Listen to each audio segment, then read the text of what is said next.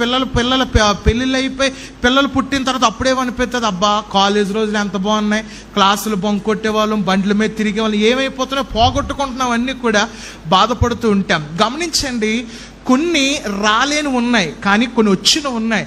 కొన్ని మన జీవితంలో సమయము కావచ్చు, యవ్వనము కావచ్చు, తిరిగి రావు. కానీ దేవుడు అంటుంది ఏంటంటే, కొన్ని దేవుడు కలుగు చేస్తాడు.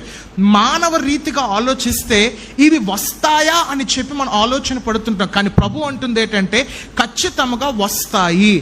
యోబు ధనాన్ని పోగొట్టుకున్నాడు, దానికంటే రెండింతలు పొందుకున్నాడు. యోబు ఆస్తిని పోగొట్టుకున్నాడు, దానికన్నా రెండింతలు పొందుకున్నాడు.